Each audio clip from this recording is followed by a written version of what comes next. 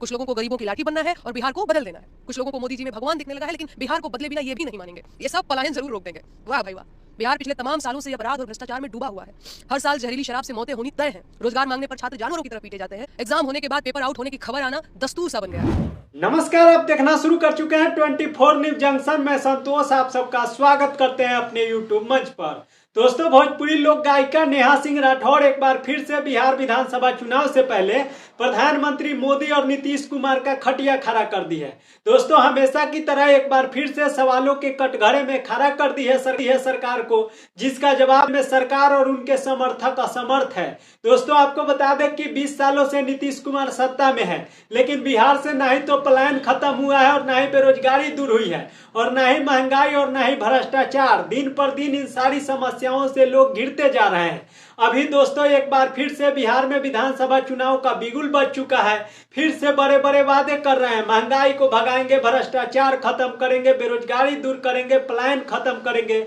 लेकिन आज वोट लेना है तो वादा कर रहे हैं, लेकिन जीतने के बाद पिछले 20 सालों में वादा पूरा क्यों नहीं किए। इसीलिए सरकार से सवाल करने का वक्त आ गया है। दोस्तों, इसी बीच एक गीत काफी तेजी से सोशल मीडिया पर वायरल हो रहा है। आपको गीत सुनाएंगे। इससे पहले हमारे चैनल पर नए हैं तो चैनल को सब्सक्राइब कर ले।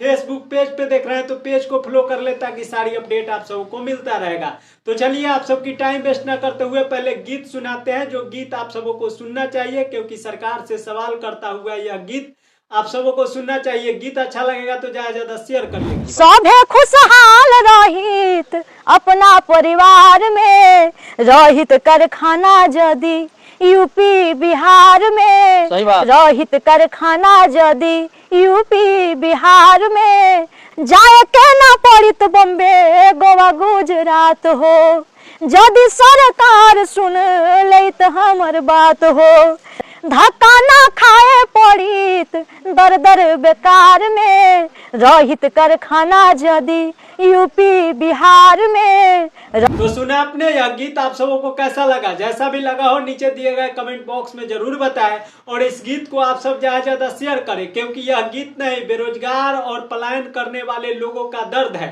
अगर शायद यूपी बिहार में सरकार रोजगार की व्यवस्था करती तो यह दुर्दशा बिहार और यूपी वाले की नहीं होती। दूसरे राज्यों में जाकर काम करने के लिए गानियां सुनना पड़ता है, 2 वक्त के रोटी के लिए जी हजूरी करना पड़ता है। तो दोस्तों, इस वीडियो को आप सब ज्यादा शेयर करिएगा। इस वीडियो को यहीं समाप्त करते हैं, मिलते हैं अगले वीडियो के साथ। Bye bye, tata, thank you so much.